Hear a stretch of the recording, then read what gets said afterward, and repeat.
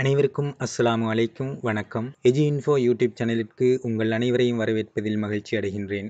இன்று பாடசாலை மாணவர்களுக்காக அரசினால் வழங்கப்பட உள்ள அல்லது வழங்கப்பட்டு கொண்டிருக்கின்ற உதவித் திட்டங்கள் தொடர்பான பல வீடியோக்களை நான் ஏற்கனவே பதிவிட்டுள்ளேன். அது தொடர்பாக பலரும் பல்வேறு கேள்விகளை எழுப்பிய வண்ணம் உள்ளீர்கள். இன்னும் பலர் எந்த கொடுப்பனவும் தங்களுக்கு பெற முடியாதுள்ளது, எந்த கொடுப்பனவும் எங்களுக்கு கிடைக்கவில்லை என்ற பல மனக்குறைகளுடன் உங்களது மன வெளிப்பாடுகளை கொமெண்ட்ஸில் தெரிவித்துக் கொண்டிருக்கின்றீர்கள். அவற்றிற்கு பதிலளிக்கும் வகையில் தகவல்களை உள்ளடக்கிய இந்த வீடியோவை உங்களுக்காக வழங்குகின்றேன்.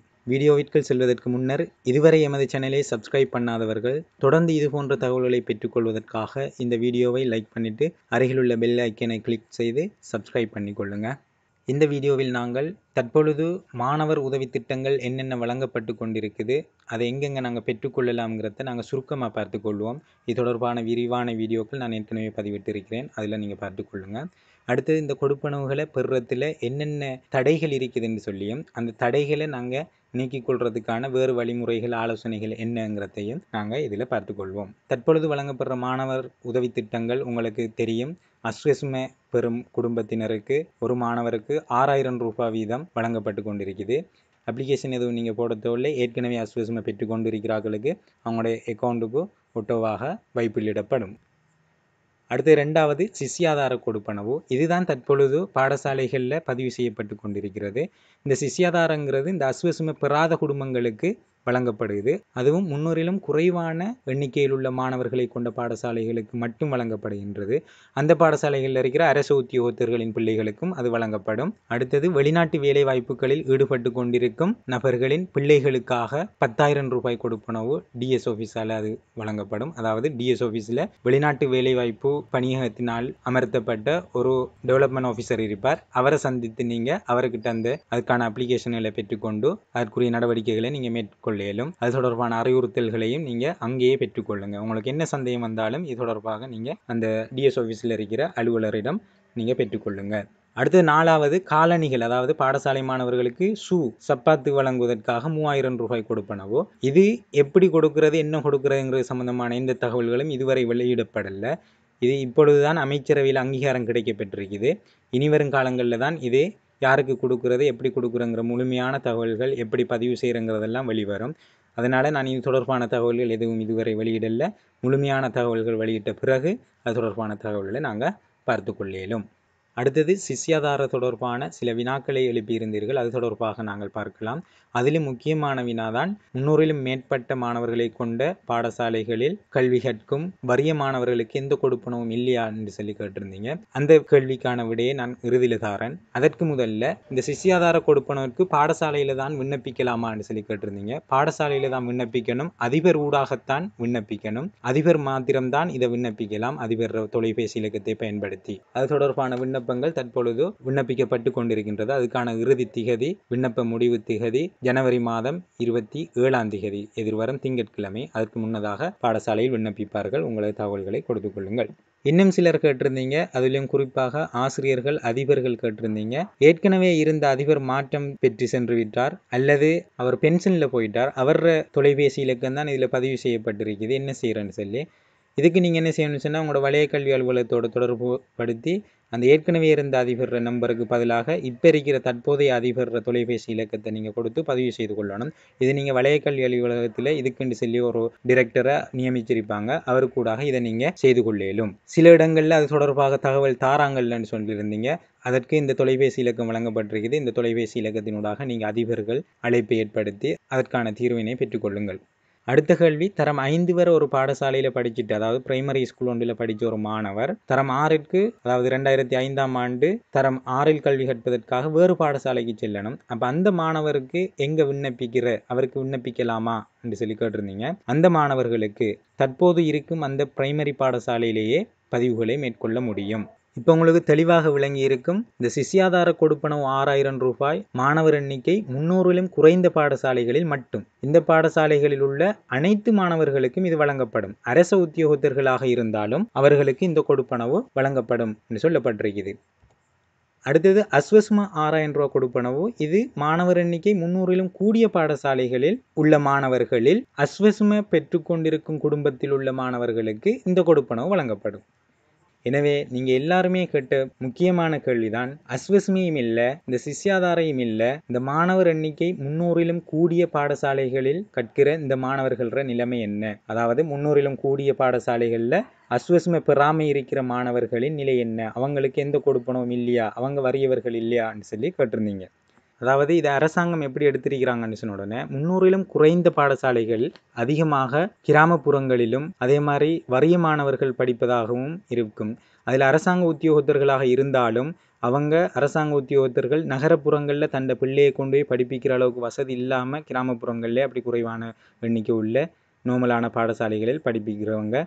எனவே அப்படி இருக்கிற மாணவர்கள் பெரும்பாலும் எல்லாருமே பொதுவாக கஷ்டத்தில் உள்ளவர்கள் என்ற ஒரு அடிப்படையில் இவர்களை தெரிவு செய்திருக்கிறார்கள். ஆகவே கஷ்ட பிரதேசத்தில் இருந்து வெளி பாடசாலைகளில் பெரிய பாடசாலைகளிலும் படிக்கிற மாணவர்களும் இருக்காங்க தானேங்கிறது தான் உங்களோட கேள்வி. அந்த மாணவர்களுக்கு தான் அந்த குடும்பம் வறியவர்னு சொல்லி உறுதிப்படுத்தணும். அதை எப்படி உறுதிப்படுத்துகிறாங்கன்னு சொன்னால், அஸ்வஸ்மை இருந்தால் அந்த குடும்பம் வறுமையானது. அப்போ வறுமையான ஆக்களுக்கு தான் இந்த அஸ்வஸ்மை கொடுக்கணும். அப்போ அஸ்வஸ்மை இருக்கிற ஆக்கள் வறுமையானவர்கள் என்ற வகையில் பெரிய பாடசாலையில் படிக்கிற அஸ்வஸ்மை பெறும் குடும்பத்தினருக்கு எல்லாருக்கும் இந்த கொடுப்பனவை கொடுக்குறாங்க. இதில் எங்கே பிரச்சனை இருக்குன்னு சொன்ன உடனே, இந்த அஸ்வஸ்மைங்கிறது உண்மையிலே வறிய எல்லாருக்கும் கொடுபடுகுதாங்கிறதுல தான் இங்கே பிரச்சனை. 300க்கும் மேற்பட்ட மாணவர்களை கொண்ட பாடசாலைகளில் வறிய மாணவர்கள் இருப்பாங்கங்கிற விஷயம் அரசாங்கத்துக்கு தெரியும். அதனால தான் அந்த பாடசாலைகளில் கல்வி கற்கிற அஸ்வஸ்மை பெறும் குடும்பங்களுக்கு அது வழங்கப்படுது.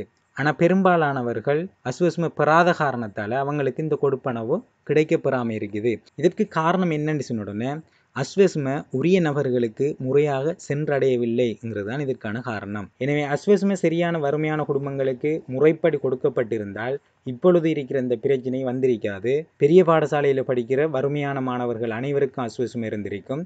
ஆகவே அந்த மாணவர்கள் அனைவருக்கும் இந்த கொடுப்பனவு கிடைக்கப்பெற்றிருக்கும். இந்த பிரச்சனைகளுக்கு என்ன செய்யலாம், இதற்கு வேறு வழி உண்டான்னு சொல்லி கேட்டிங்கன்னு சொன்ன உடனே, என்னால் முடிஞ்ச ஒரே ஒரு வழி தான் உங்களுக்கு காட்டலாம். என்னன்னு சொல்லி சொன்னால், 2ஆம் கட்ட அஸ்வஸ்மை கணக்கெடுப்பு நடைபெற்று கொண்டிருக்குது. இதற்கு உங்களோட வீட்டுக்கு அலுவலர்கள் வருவாங்க. அவங்கள்ட்ட உங்களோட தகவல்களை சரியாக கொடுத்து 2ஆம் கட்டத்தில் நீங்கள் சேர்ந்து கொள்வதற்காக முயற்சி செய்யுங்க. அதோட நீங்கள் செய்ய வேண்டிய மிக முக்கியமான வேலை என்னன்னு சொன்ன உடனே, இதில் உங்களோட குறைகளை நீங்கள் தவிர்த்து கொள்ளுங்க. அதாவது உங்களையும் சில குறைபாடுகள் இருக்குது. இப்போ நாங்கள் சிஸ்டம் சேஞ்ச் ஒன்று எதிர்பார்க்குறோம்னு சொன்னால் முதல்ல நம்மளில் சில சேஞ்ச் வரணும். பொதுமக்களில் சேஞ்ச் வராமல் மற்ற நாட்டு நடப்புகளில் மாற்றம் வந்து சேராது. அது என்னன்னு சொன்னால், உங்களில் மாற்றம் வர வேண்டியது நீங்கள் சரியான தகவல்களை கொடுத்து நீங்கள் விண்ணப்பிக்கிறதோட நீங்கள் ஒரு வேலை ஒன்று செய்யணும்னு சொன்னால், உங்களுக்கு தெரியுது தானே தகுதியற்றவர்கள் இந்த கொடுப்பனவை பெற்றுக்கொள்கிறாங்கன்னு சொல்லி. அந்த தகுதியற்றவர்கள் பெற்றுக்கொண்டாங்கன்னு சொன்னால் அவங்கள நீங்கள் காட்டி கொடுங்க. ஏன்னு சொன்னால் அரசாங்கம் அதுக்கான அழகான வழிமுறை வச்சிருக்குது. பாருங்கள், இந்த வெப்சைட்டில் பாருங்கள், இந்த www.gov.lkங்கிற அந்த வெப்சைட்டில் போனீங்கன்னு சொன்னால் இதுதான் அந்த நலன்புரி நன்மைகள் சபை, இந்த அஸ்வஸ்மை வழங்கப்படுறது. பாருங்கள், இதில் போய் இந்த இருக்கிற இடத்துல நீங்கள் இதை கிளிக் பண்ணி போனீங்கன்னு சொன்னால் உங்களோட ஏரியாவில் யார் யார் அஸ்வஸ்மை பெறுறாங்கன்னு சொல்லி எல்லாம் பார்த்துக்கொள்ளேலும். அப்போ அவங்க அதில் தகுதியானவர்களா இல்லையாங்கிறத நீங்கள் பார்த்து, தகுதியற்றவர்கள் இருப்பாங்கன்னு சொன்னால் அவங்களுக்கு எதிராக நீங்கள் ஒப்ஜெக்ஷனையும் கொடுக்கலாம். பாருங்கள், இங்கே பக்கத்தில் இருக்கிற இந்த submission of objection and appeal 2022ங்கிறது இது ஏற்கனவே 2022 இருந்து பதிவு செய்யப்பட்டதால் அதை தான் இதில் நான் காட்டுறேன். பாருங்கள், இதை கிளிக் பண்ணி நாங்கள் என்ன செய்யலாம்னு சொன்னால், ஒருத்தர் தகுதியற்றவர்னு சொன்னால் அவருக்கு எதிராக நாங்கள் இது பிழையாக கொடுபாடுன்னு சொல்லி முறைப்பாடு செய்யலாம். இதில் ஆன்லைன்லேயே செய்து கொள்ளலும். அதே மாதிரி ஒருவர் தகுதியானவர் அவருக்கு கொடுக்கப்படாமல் இருக்குன்னு சொன்னால் அவருக்காக நாங்கள் அப்பீல் பண்ணுற வேலையும் இதில் செய்து கொள்ளலாம். நாங்கள் பொதுமக்கள் செய்கிற முதலாவது பிள்ளை என்னன்னு சொன்னால், நாங்கள் எவருக்கு எதிராகவும் ஒரு ஒப்ஜெக்ஷன் தெரிவிக்கிறல்ல, எதிர்ப்பு தெரிவிக்கிறல்ல. உங்களோட பிரதேசத்தில் இருக்கிற வறுமையானவர்கள் வறுமையற்றவர்கள்ங்கிறது வெளியிடங்கள்ல இருந்து வர அலுவலர்களை விட உங்களுக்கு நன்றாக தெரியும். எனவே வறுமையானவர்களை வெளிக்கொண்டு வரது அந்த ஊரில் இருக்கிற பொதுமக்கள கடமை. அதிலேயும் கிராம அபிவிருத்தி சங்கங்கள், மகளிர் சங்கங்கள், சமூக சேவை அமைப்புகள், சமூக அமைப்புகள் இதெல்லாம் இதில் முன் வந்து நீங்கள் சில செயற்பாடுகளை உங்களோட ஊரில் செய்யணும். நீங்கள் சொல்லுவீங்க, இதுக்கும் என்ன செய்வீங்கன்னு சொன்னோன்னே அந்த சங்கங்களில் குறைபாடு சொல்லுவீங்க, அவங்களும் சரியாக தெரிவு செய்கிறல்லன்னு சொல்லி. இதற்கு காரணம் என்னென்னா, நாங்கள் ஒரு சங்கத்திலேயே நாங்கள் போய் சேர்ந்து கொள்றதில்ல. இந்த கிராம அபிவிருத்தி சங்கமாக இருக்கட்டும், ஊரில் இருக்கிற ஏனைய பொது அமைப்புகளாக இருக்கட்டும், இதில் முதல்ல நாங்களும் பார்ட்டிசிபேட் பண்ணணும். அப்போ தான் எங்களோட கருத்துக்களை முன்வைக்கலாம். அதற்கு தலைமைத்துவங்களை நாங்கள் என்ன செய்யணும்னு சொன்னோன்னே, சுயநலம் பாராமல் பொதுநலம் பார்த்து செய்யக்கூடிய, ஊருக்கு நல்லது செய்யக்கூடிய, ஊருக்காக செலவழிக்கக்கூடிய நல்லவர்களை தலைவர்களாக தெரிவு செய்யணும். அந்த அமைப்புகள் ஊடாக என்ன செய்யலாம்னு சொன்னோன்னே, ஊரில் இருக்கிற வறியவர்களை நாங்கள் வெளிக்கொண்டு வரலாம். வறியவர்கள் பிச்சை எடுக்கிற நிலைமையில் இருந்தால் கூட தன்மானத்துக்காக வேண்டி பிச்சை எடுக்க மாட்டாங்க. அந்த அளவுக்கு வறியவர்களும் இருக்கிறாங்க. வெளியில் சொல்ல இல்லாமல் இருக்கிற வறியவர்கள் நமக்கு தெரியும்.